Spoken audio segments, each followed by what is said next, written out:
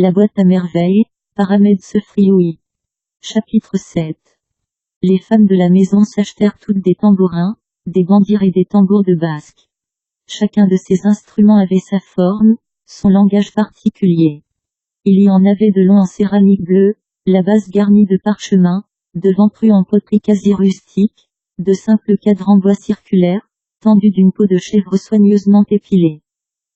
Ma mère fit l'acquisition d'un de ces tambours ou bandirs. Elle essaya. Des coups graves et des coups secs combinés avec art parlèrent un dialecte rude, mélange de soleil et de vent de haute montagne. Encore 2 jours avant la Ashura, la grande journée, où de chaque terrasse, l'après-midi, s'élèveront rythmes et chansons. Maintenant, chacune de nos voisines faisait ses gammes, jouait pour elle-même un air de danse, accompagné de fioritures, de mots murmurés à mi-voix. Zineb tapait comme une sourde sur un minuscule tambourin de pacotille. La veille, mon père m'avait offert une trompette très fruste en fer blanc bariolée de toutes les couleurs. J'en tirais de temps à autre un gémissement nasillard qui se terminait par un cri rauque de fauve en colère. Je comptais d'ailleurs sur d'autres jouets pour le jour même de l'Ashura. Je désirais un tambour en terre cuite, en forme de sablier, et un hochet décoré de fleurs. Je me contentais pour le moment de ma trompette. Elle éclatait au milieu de tous les bruits de la maison, comme un cri d'alarme, parfois comme un sanglot d'agonisant. Ma mère me pria de monter sur la terrasse brère tout à mon aise. Dans toute la ville, les femmes essayaient leurs tambourins. Un bourdonnement sourd couvrait l'espace. Je gonflais mes joues et soufflais de toutes mes forces dans ma longue trompette, le son s'étrangla, et j'eus l'impression d'entendre un bébé qui perce ses premières dents. Le chat de Zineb somnolait au soleil. Il fit un saut d'épouvante, faillit perdre l'équilibre, tomber du haut du mur, sa demeure favorite. Il m'abandonna la terrasse et s'engouffra dans une gouttière. Une tête inquiète surgit du fait d'un mur mitoyen et disparut. Ma mère me rappelait déjà. Je descendis pour la rejoindre. Un de tes camarades, envoyé par le maître d'école t'attend dans le patio, me dit-elle. Prends tes babouches et va le rejoindre, le fait qu'il a besoin de toi. J'abandonnai ma trompette avec regret et dégringolai l'escalier pour retrouver mon condisciple. C'était Amoussa, pois chiche, l'élève, le plus petit de taille de l'école. Il s'appelait de son vrai nom Adzous Berada. Il me recommanda de me dépêcher. L'équipement des lustres pour la nuit de l'Ashura réclamait le concours de toutes les mains. Il fallait venir travailler comme les autres au lieu de jouer de la trompette. Nous arrivâmes au Mssid. J'embrassai la main du maître et m'installai au milieu d'un groupe chargé de découper des mèches minuscules dans un carré de vieille cotonnade blanche, usée à la limite de l'usure. D'autres élèves s'emparaient des mèches roulées avec soin, les agrafaient par le milieu à une lamelle de fer blanc.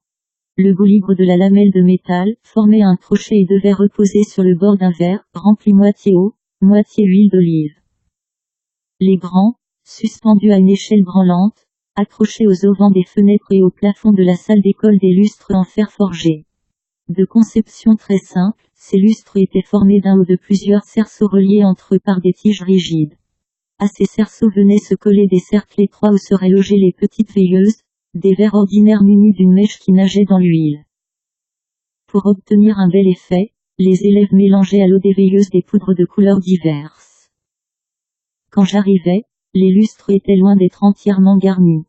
Les verres s'entassaient dans un seau, les poudres de couleur, en petits paquets, reposaient dans les babouches du féquille, et les lamelles de fer blanc traînaient partout sur les nattes.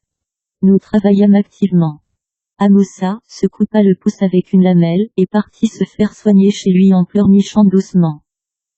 La plupart des élèves travaillaient avec ardeur, 5 ou 6 seulement, parmi les plus turbulents, allaient d'un groupe à l'autre, s'agitaient en tous sens, provoquaient çà et là quelques disputes.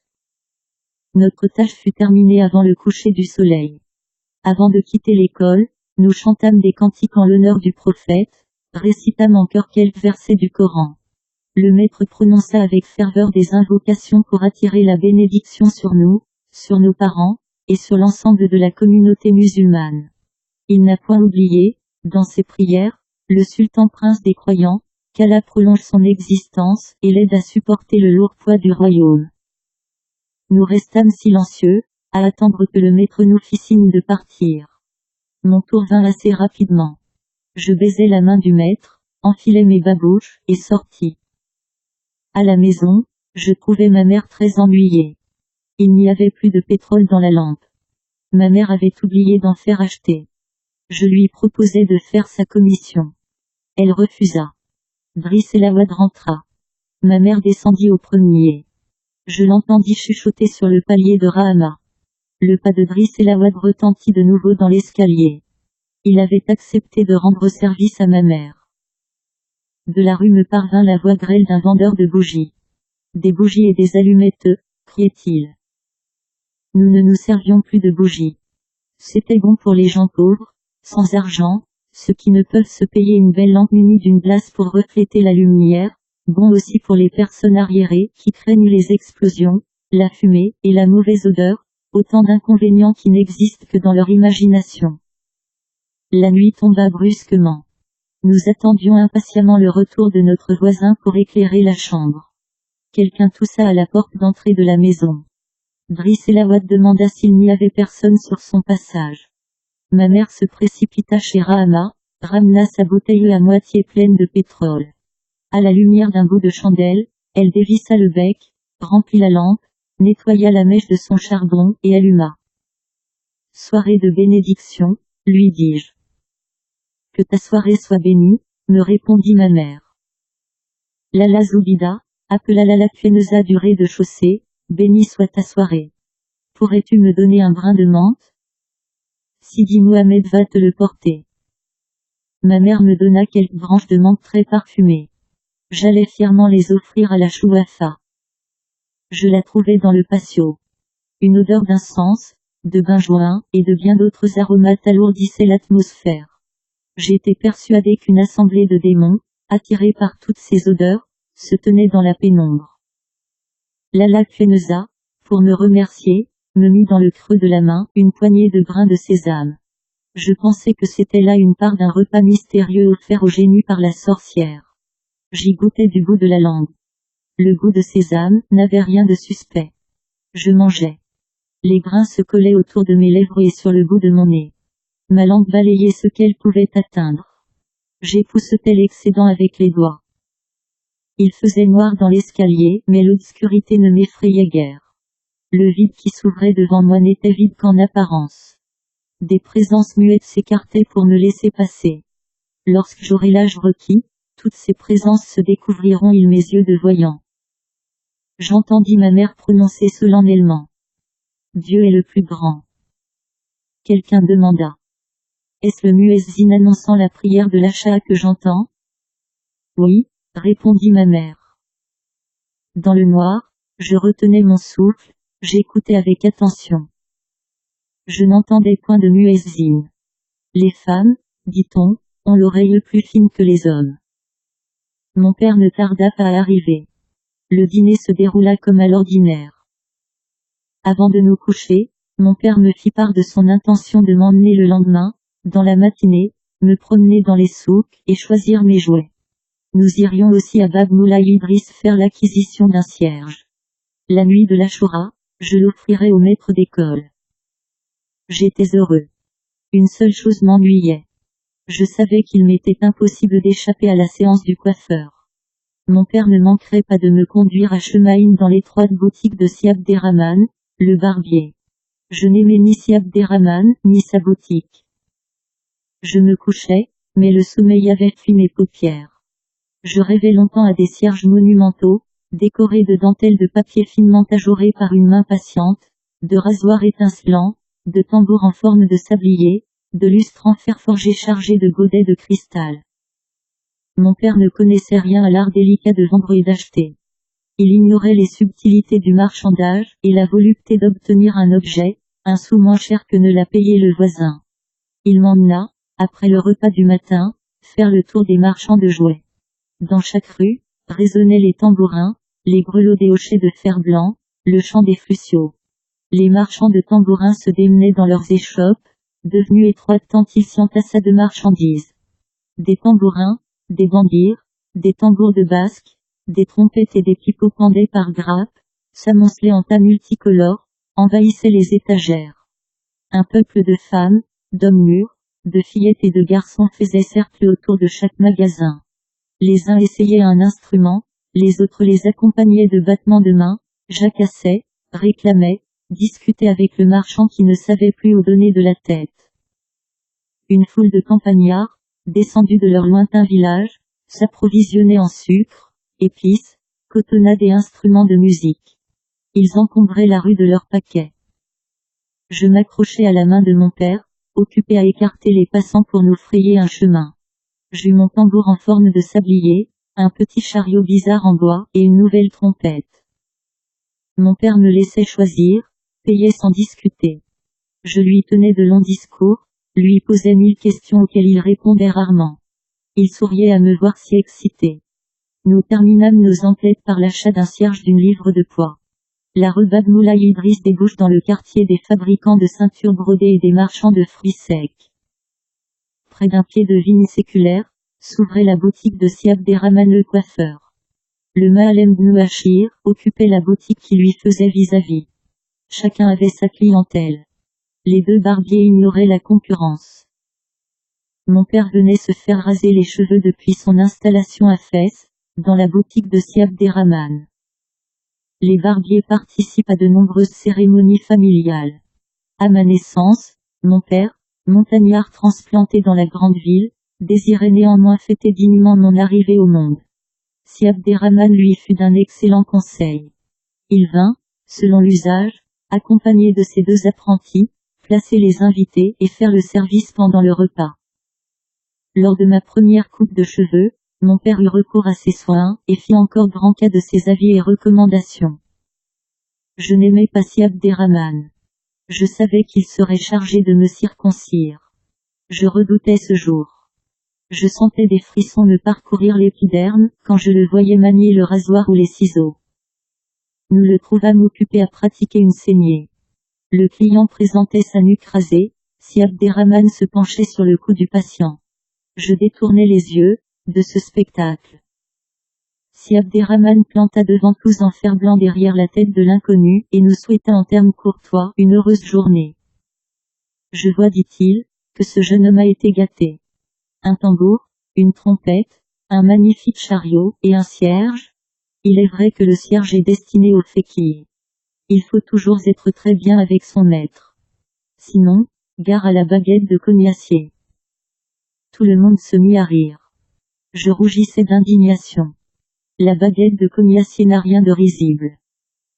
Ces messieurs n'en avaient jamais reçu sur la plante des pieds, au point de ne pouvoir se tenir debout. Ils pouvaient rire. La baguette de cognacier inspire à ceux qui la connaissent un sentiment de crainte et de respect. Un homme sec, avec une barbe de bouc et un turban en monumental, souleva le rideau d'entrée. Il geignait tant qu'il pouvait. Pour tout salut, il se contenta de hocher la tête d'un mouvement affirmatif. Il s'écroula entre les accoudoirs d'une chaise rigide, et continua à geindre. Tu me parais encore bien fatigué, oncle Ahmad. Puis-je t'écoute-t-il? Si Abderrahman, je vais mourir. Ne prononce pas de telles paroles indignes d'un musulman. Allah seul connaît les secrets de la vie et de la mort. De quoi souffres-tu? Je ne souffre pas. Seulement, la nuit, ma respiration devient courte, j'étouffe, et mon cœur se gonfle d'angoisse. Il te faut un fortifiant, oncle Ahmad. Je connais une recette très efficace. Pourras-tu t'en souvenir? Ma mémoire est intacte. C'est le cœur, te dis-je, qui faiblit. Donne-moi vite cette recette. Elle est simple. Demande aux gens de ta maison de faire frire dans du beurre un oignon blanc finement haché.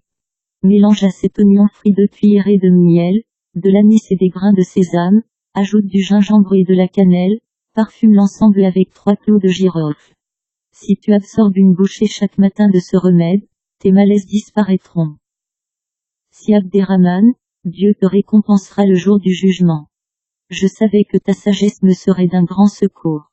Je m'en vais acheter les ingrédients, à l'heure et à l'instant.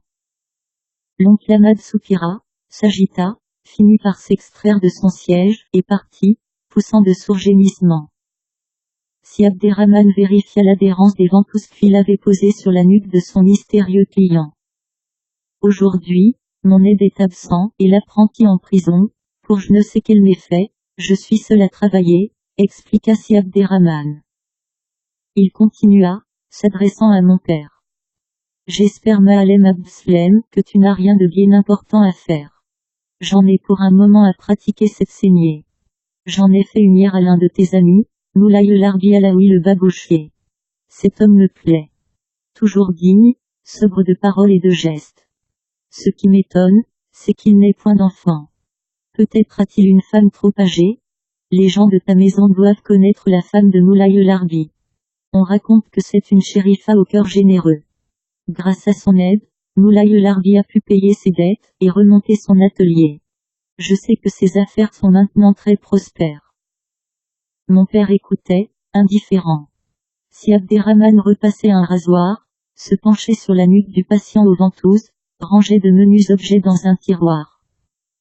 Installé sur la banquette entre deux accoudoirs en bois tourné, les pieds dans le vide, je regardais la natte usée qui tapissait le mur, les panoplies de rasoirs et de miroirs à main, j'admirais la majestueuse cathèdre de Marie peinte de couleurs fanées. Déjà Si Abderrahman reprenait son monologue. Ne crois-tu pas qu'il devrait songer à prendre une nouvelle épouse? Le moment n'est peut-être pas encore venu, mais je suis sûr que les affaires de Moulay Larbi iront en s'améliorant. Il fabrique d'excellentes babouches de femmes, d'une richesse de matière, de décors et de couleurs vraiment étonnantes. Ces articles jouissent toujours d'une grande faveur auprès de la clientèle féminine.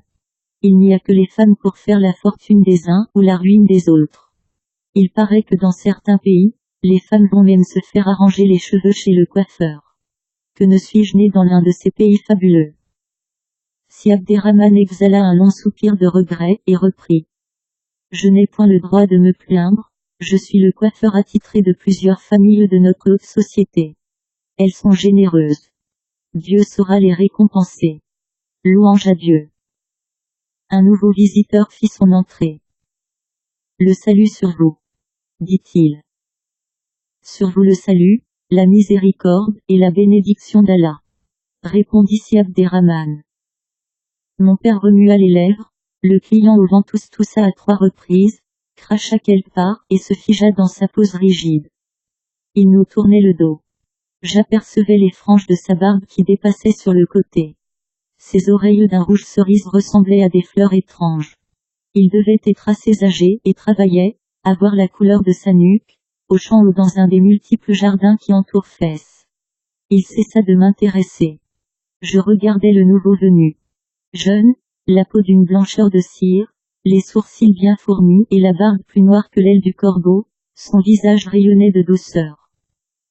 Il prit place sur une sorte d'estrade assez élevée qui faisait face à la porte de la boutique.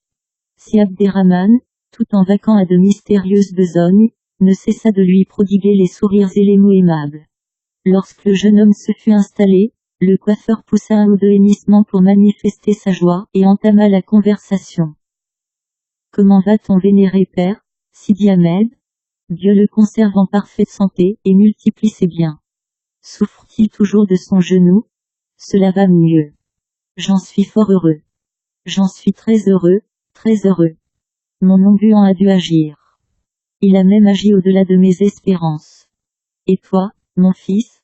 Laisse-moi te féliciter, te souhaiter bonheur et joie. Oui, je sais déjà. Je sais peu de choses en vérité. Ton père m'entretient parfois à ton sujet, il m'a annoncé l'heureux événement. Tu épouses la fille de Si Omar le notaire.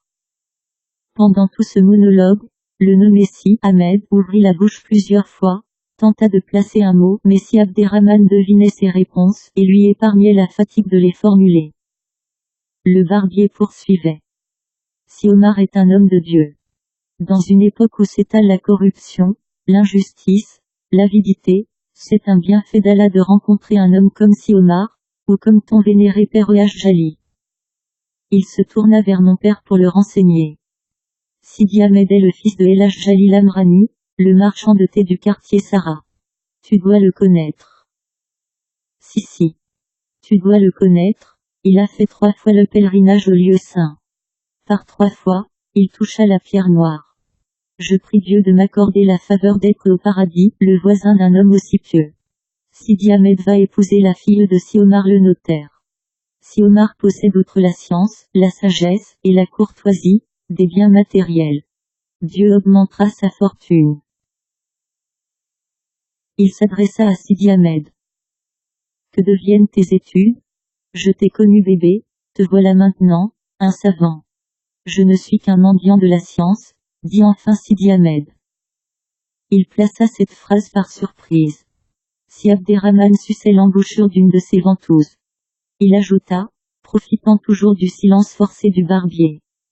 Si Abderrahman, tu en sais certainement plus long que moi sur mon mariage. Mes parents s'occupent de cette affaire. Je n'ai pas mon mot à dire. Depuis quand, répartit le coiffeur, les jeunes gens ont-ils leur mot à dire, quand il s'agit de ces graves problèmes? Ils ont parfois de l'instruction, mais une instruction glanée dans les livres et sur les lèvres de leur maître. Il leur manque l'expérience des gens mûrs, des points de comparaison, la connaissance des hommes. Se marier ne consiste pas à passer de charmantes soirées avec une jeune et jolie femme, se marier veut dire créer de nouveaux liens de parenté avec une autre famille, avoir de beaux enfants capables de vous venir en aide dans notre vieillesse. J'ai une fille en âge d'être mariée. Mon futur gendre sera un peu mon fils, moi qui ai toujours désiré un fils. Si Abderrahman retira les ventouses, alla les vider derrière un rideau. Sur la nuque du client, paraissaient deux boursouflures sanguinolentes. Le barbier s'empressa de les garnir de coton, et vint vers moi. Je vais commencer par cet enfant qui doit s'ennuyer. Il préférerait sans doute être dans la rue. Tout en m'enveloppant dans une large serviette rayée rouge et jaune, il continuait en ces termes. Je le comprends. La rue. La rue, avec la foule et ses odeurs, la foule et ses appels, la foule et ses murmures, ses chants, ses lamentations, ses disputes et ses cris d'enfants, la rue avec ses places qu'ombrage la vigne et le platane, la rue qui rêve, qui chante, et qui boude. Maintenant, il me savonnait la tête, et la frottait du plat de ses deux mains. Son regard était vague. Il reprit son hymne à la rue. La rue où trottine le petit âne gris, où vagabondent les chats efflanqués, où tourbillonnent des vols de moineaux, la rue que traverse dignement un couple de pigeons au plumage irisé, cette rue avec ses cortèges de fêtes et ses cortèges d'enterrement, réserve à ses amoureux ses sourires les plus tendres, les enveloppe d'une tiédeur de sein maternel. Se part pour eux seul de couleurs délicates et de lumière rare. Tu es un poète, si Abderrahman, s'écria Sidi Ahmed. Par Allah, je n'ai jamais rien lu d'aussi beau sur la rue. Comment puis-je être poète, alors que je sais à peine lire et écrire? Non, j'aime simplement notre bonne ville de Fès. La rue pour moi est un perpétuel spectacle. Tu sais joliment en parler, dit mon père. Si Abdeslam, on parle toujours bien des choses qu'on aime. Une vulgaire gargoulette de terre cuite peut provoquer l'enthousiasme d'un amateur de gargoulettes et le transformer en ce que Sidi Ahmed appelle un poète. Si Abderrahman choisit un rasoir avec un manche d'ébène, le passa, le repassa sur une pierre gluante d'huile, l'essuya avec soin, réessaya sur son ongle avant d'entreprendre de me raser la tête. Il commença au sommet du crâne, m'obligea à baisser le nez jusqu'au genou, racla à petits coups le duvet de ma nuque. Il revint ensuite au côté, fit le tour de la mèche qui pendait sur mon oreille droite. Le rasoir me brûlait un peu.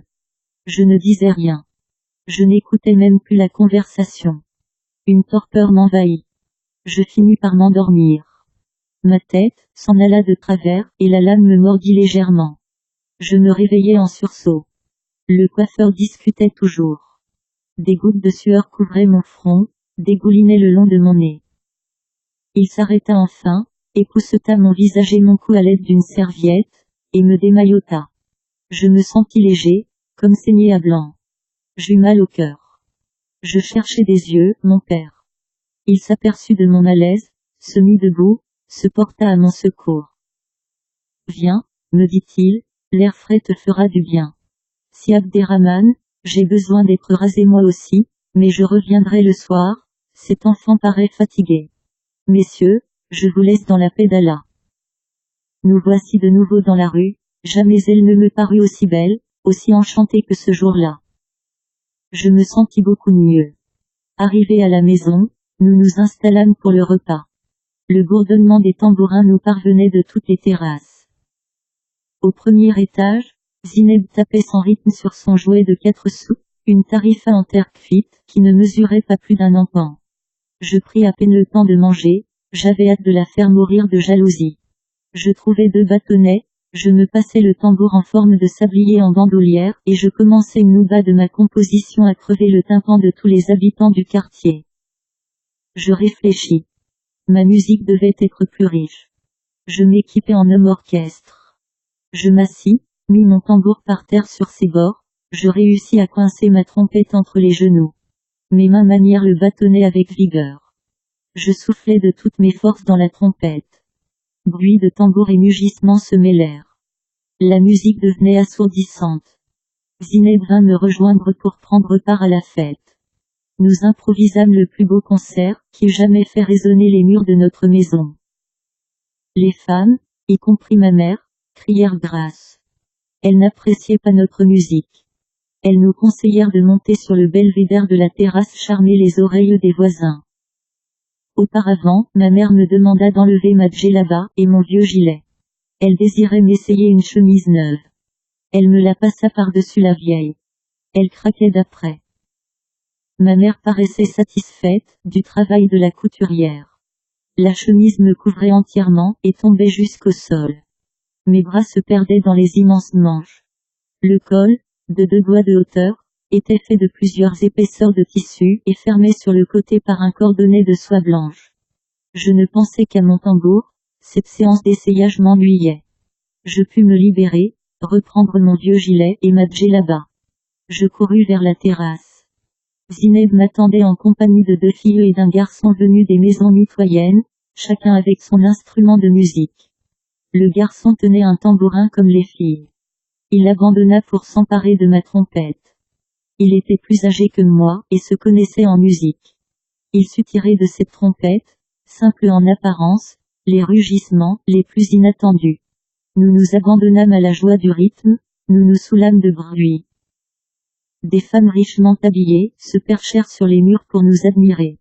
Elles riaient de notre excitation, nous encourageaient par des mots gentils qui se perdaient dans le tintamarre. Nous jouâmes jusqu'au coucher du soleil. Ma mère vint me chercher. À l'entendre, je m'étais assez amusée ce soir. Il fallait venir dîner et me coucher. Elle comptait me réveiller à la première heure du jour pour aller au msid commencer l'année dans la joie, le travail et la récitation des versets sacrés. Elle m'amena à la cuisine. Là, l'auge de bois qui servait les jours de lessive débordait d'eau bouillante. Pour rendre cette eau moins brûlante, elle y versa un seau d'eau fraîche. Elle me déshabilla, me plongea dans ce savant mélange. J'eus la respiration coupée. Je me mis à hurler, à me débattre afin d'échapper aux mains de ma mère qui me frottait vigoureusement à l'aide d'une rondelle de liège, emprisonnée dans un tissu particulièrement rêche. Une fois lavé, je mangeai quelques bouchées de pain trempées dans la sauce d'un plat de viande au citron. Je m'allongeai sur mon matelas. Ma mère étendit sur moi une chaude couverture. Je ne tardai pas à sombrer dans le noir, un noir peuplé de petites filles taquines et bêtes et de barbiers bavards. La voix de ma mère me tira des profondeurs du sommeil. Je nageais, un bon moment, dans une lumière rouge parcourue d'étincelles et d'astres errants, puis, j'ouvris les yeux. Vite, je les refermai, espérant retrouver le noir si reposant et si frais. La voix insistait. Réveille-toi, il est 3 heures du matin. Je t'ai préparé ton beau gilet, ta chemise neuve et ta sacoche. Tu n'as pas encore vu ta belle sacoche brodée. Ouvre les yeux. Réveille-toi donc.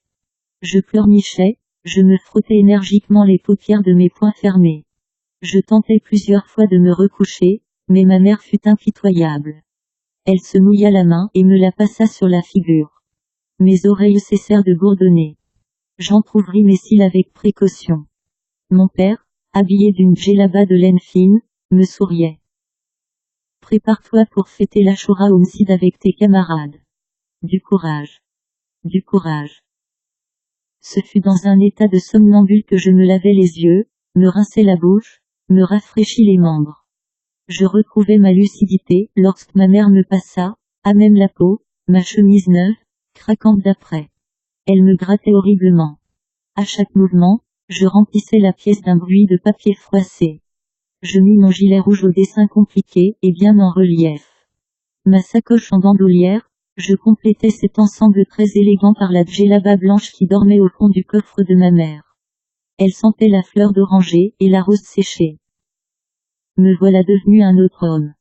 J'étais complètement réveillé. J'avais hâte de partir à l'école. Les vêtements, les chaussures, tout était neuf. Plein de dignité et d'assurance, je précédais mon père dans l'escalier. La lumière brillait à toutes les fenêtres de la maison. Hommes et femmes commençaient l'année dans l'activité. Ceux qui restaient au lit un matin comme celui-ci, se sentiraient durant 12 mois, indolents, paresseux. L'appel d'un mendiant nous arrivait de la rue. J'entendais le bruit de sa canne. C'était sûrement un aveugle. Je perdais mes babouches tous les 3 pas. Mes parents voyaient grand. Ni les vêtements, ni les chaussures n'étaient à ma taille. Mais j'étais heureux. Une fois dans la rue, mon père me glissa dans la main une pièce de 5 francs et me mit entre les bras le cierge dont nous avions fait l'acquisition. C'étaient là mes cadeaux de nouvel an pour le maître d'école. Les passants que nous rencontrions me souriaient avec bienveillance. Les boutiques étaient ouvertes, les rues éclairées. Je faisais de terribles efforts pour retenir mes babouches. De loin, j'aperçus les fenêtres à auvent de notre école. Je faillis lâcher mon cierge d'enthousiasme. Des grappes de lumière pendaient et transformaient cette façade habituellement triste et poussiéreuse en un décor de féerie. Les lampes à huile, diversement colorées, scintillaient et par leur seule présence créaient un climat raffiné de fête et de joie. Je hâtai le pas. Les voix des élèves montaient claires dans la fraîcheur du matin. Elles rivalisaient de gaieté avec les dizaines de petites flammes qui dansaient dans leurs bains d'huile et d'eau teintée des couleurs de l'arc-en-ciel. Cette impression de fête fabuleuse s'accentua lorsque je poussai la porte du msjid. Je n'étais plus le prince unique au gilet de drap amarante. Je devenais un membre d'une congrégation de jeunes seigneurs, tous richement vêtus, chantant sous la direction d'un roi de légende, des cantiques d'allégresse et des actions de grâce. Mon père m'abandonna au milieu de mes condisciples. Je remis solennellement mon cierge d'une livre, et ma pièce de 5 francs. Les enfants se serrèrent pour me laisser une place.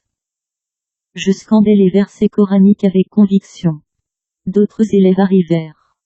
Le paquet de cierges grossissait à côté du féquille. La chaleur devenait étouffante. J'avais la tête couverte avec le capuchon de ma djellaba. Je le rejetais. Ma chemise collait à mon corps. Des picotements insupportables me parcouraient le dos. Mon front, mes mains se couvrirent de perles de sueur. L'un des élèves saigna du nez et tacha ses beaux habits de croûte vermeille. Je levai les yeux au plafond.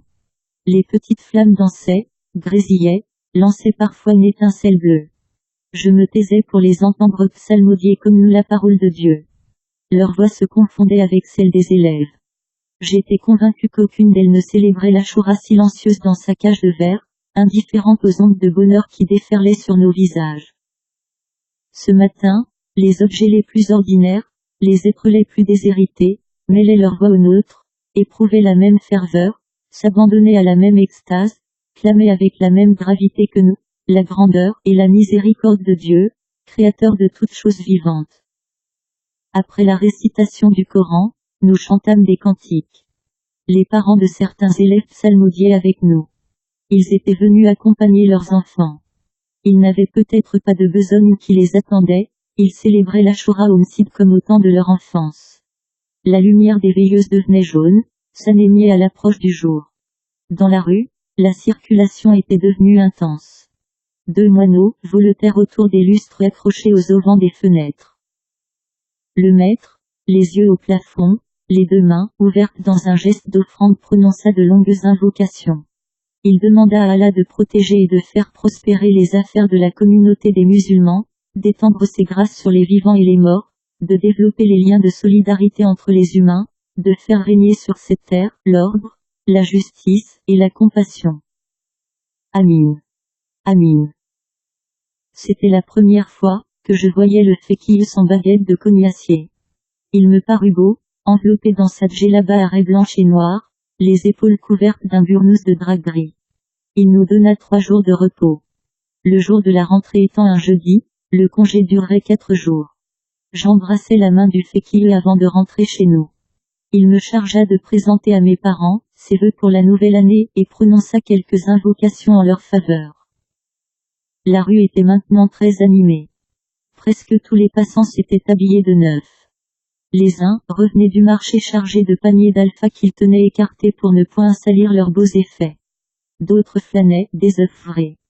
Ma mère avait sorti une belle mansouria en voile fin, ornée de rayures de satin jaune. Elle s'était coiffée d'un foulard noir à longues franges multicolores.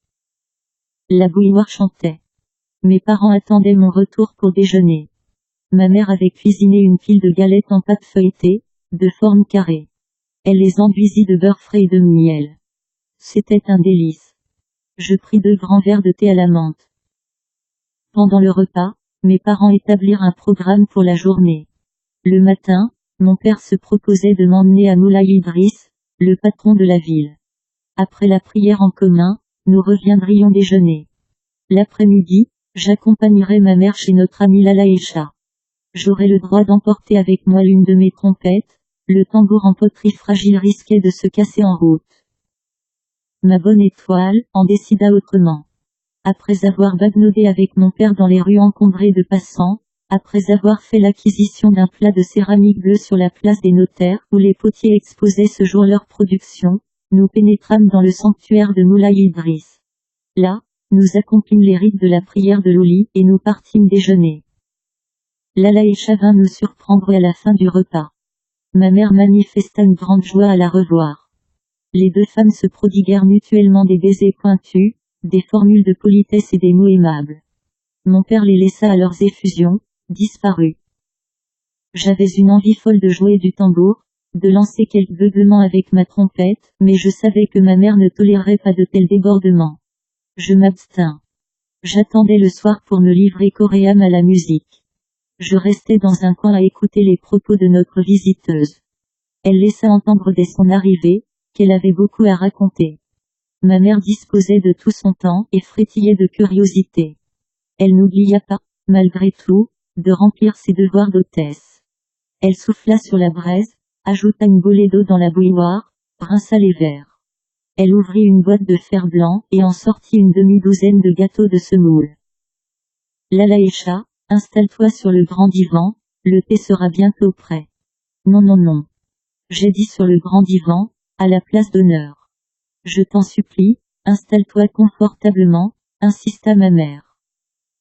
Lala Esha s'affala au milieu des coussins, soupira de satisfaction et commença son récit. Ce n'était pas à vrai dire un récit, mais une série d'événements accolés les uns aux autres. Parfois, les faits devenaient si compliqués que Lala Esha elle-même ne savait plus où elle en était. À ces moments, son visage se troublait, une sorte d'angoisse lui crispait les traits, ses yeux trahissaient une profonde inquiétude, mais bientôt un large sourire venait dissiper l'orage et Lala Esha reprenait son monologue. Ma mère subissait les mêmes tourments, communiait dans les mêmes joies, éprouvait les mêmes émotions que son amie. Elle ouvrait parfois la bouche comme pour lui venir en aide. Mais, ne trouvant pas le mot qu'il fallait, ne disait rien. Certains passages de ce long tissu d'anecdotes insignifiantes me transportèrent de plaisir. Lala Esha raconta que dans la maison voisine de la sienne, toutes les femmes, par un caprice du hasard, s'appelaient Khadija. Pour les différencier, on spécifiait la profession du mari, Khadija, la femme de l'épicier, Khadija, la femme du tailleur, Khadija, la femme du marchand de pétrole. Lala Esha ajouta. Il serait plus simple de les appeler Khadija, la sourde, Khadija la louchonne, Khadija, la noire, tout le monde comprendrait de qui il s'agit. Nous rîmes de bon cœur à cette plaisanterie. Ma mère s'absenta quelques minutes. Elle revint avec un bouquet de sauge et d'absinthe. Elle entreprit de faire son thé des grands jours. Tout en versant l'eau bouillante dans la théière, elle interrogea Lala Esha. Comment va ton homme? Parle-moi de ses affaires. A-t-il de nouveau un associé? Travaille-t-il tout seul? Il n'a pas d'associé, mais il ne travaille pas seul. Il emploie 3 ouvriers. Les babouches se vendent bien, et je n'ai pas le droit de me plaindre. Il m'a promis de m'acheter au début de l'hiver, un caftan de drap abricot, objet que je désirais depuis si longtemps. Louange à Dieu. Les difficultés finissent toujours par s'aplanir et les misères par tomber dans l'oubli. Oui. soupira Lalaïcha. Ma mère attendit de nouvelles explications. Mais, subitement, son amie se taisait. La chose l'inquiéta. À quoi penses-tu, Lalaïcha? Tu sembles triste. J'espère que tout va selon tes désirs dans ton ménage. Lalaïcha soupira sans rien dire. Ma mère se versa un fond de verre de thé, le goûta. Elle parut satisfaite.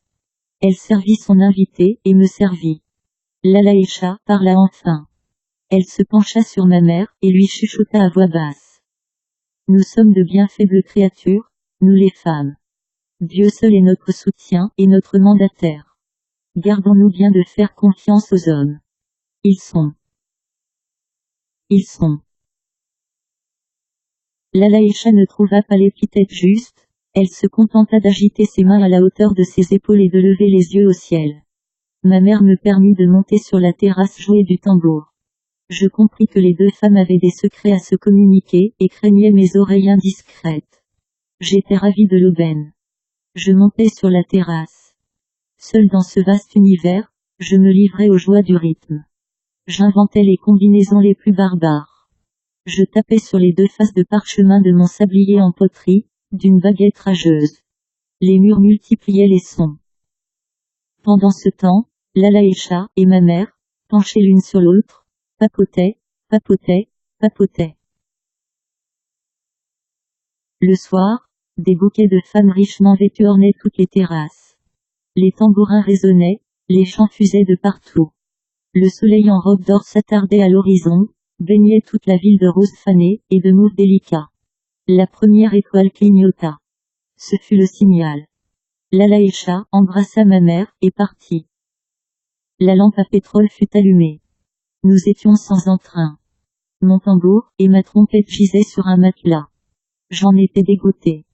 Je retrouvais avec plaisir mes vieux vêtements.